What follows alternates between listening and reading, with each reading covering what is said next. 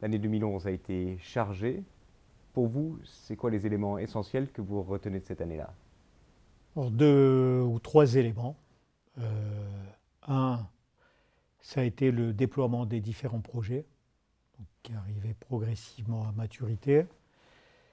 La deuxième chose, c'était préparer l'avenir avec la stratégie qui va être soumise au Congrès. Et puis le troisième élément, c'est compléter notre politique en matière de gouvernance, avec notamment depuis 2011 le passage à de nouvelles normes comptables.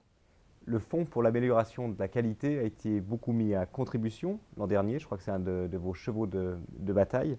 Quels sont les effets concrets, pas seulement au niveau national, mais aussi au niveau de l'efficience, de l'efficacité internationale?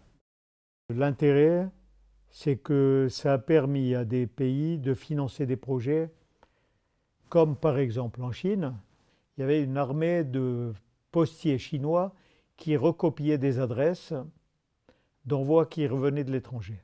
Pourquoi? Parce que les postiers chinois ne pouvaient pas connaître d'autres alphabets que l'alphabet chinois. Et donc grâce à ce fonds, ils ont financé un projet qui permet de faire de la traduction automatique d'adresses de caractères latins vers les caractères chinois. Ou un autre projet en ce moment qui va être mis en œuvre en Russie pour contrôler la qualité de service, pas seulement du courrier international, mais aussi du courrier national. Et ça a un impact au niveau international? Et ça aura un impact sur le niveau national et international parce que vous utilisez le même réseau. Vous ne pouvez pas avoir une bonne qualité de service international si vous n'avez pas une bonne qualité de service national. Alors, l'autre point fort, c'était la mise en place du fonds d'urgence et de solidarité. Il n'a pas encore été mis à contribution, il n'y a pas eu de grandes catastrophes. Mais concrètement, qu'est-ce que ça va changer si une catastrophe se produit? Que va faire le fonds? C'est que nous allons avoir un fonds alimenté par la solidarité. Dès qu'une catastrophe intervient, en espérant qu'il y en aura le moins possible, ou un conflit intervient, l'argent est disponible, on peut agir tout de suite. C'est-à-dire que nous allons gagner, on va dire, entre 3 et 6 mois par rapport à ce que nous faisons aujourd'hui. Je vais vous dire, par exemple, nous avons été quasiment les premiers à mettre en place un projet concret à Haïti après le tremblement de terre. 6 mois après le tremblement de terre, on a rétabli le service postal en installant un centre de tri et bureau de poste près de l'aéroport d'Haïti. En matière de sécurité aérienne, l'UPU a été plus ou moins obligé d'agir. Vous avez créé un groupe, le groupe Intercommission sur la sûreté. Quel a été le succès de cette initiative?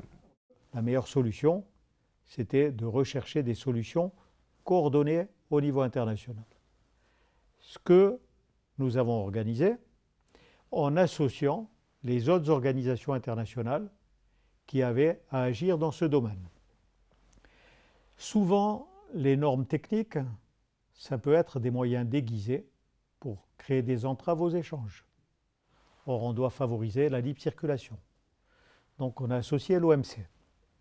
Ensuite, les autres organisations qui interviennent sur les différents éléments maillons de la chaîne, l'Organisation mondiale des douanes, l'OACI, qui s'occupe de la politique en matière de transport aérien et donc de sécurité, IATA, donc qui s'occupe des compagnies aériennes.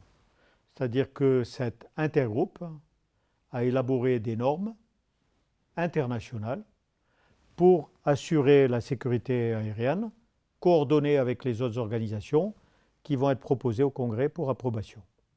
Et justement, alors en septembre, il y a le congrès postal, c'est tous les 4 ans. Vos attentes, vos peurs? Pour la première fois, nous organisons une conférence au niveau ministériel, le 8 octobre. Ne participeront que des ministres, au moins, et des directeurs généraux d'organisations internationales, pour justement préparer le terrain et préparer l'avenir, autour de 3 thèmes: le secteur postal et la société de l'information, l'inclusion financière, mais l'inclusion tout court, parce que nous voulons contribuer à donner une adresse à chaque citoyen sur cette terre. Des milliards de personnes n'ont pas d'adresse. On publiera à cette occasion un livre blanc. Et troisièmement, comment les décideurs gouvernementaux imagine le secteur postal à l'horizon 2020. Pouvoir toujours se projeter dans l'avenir.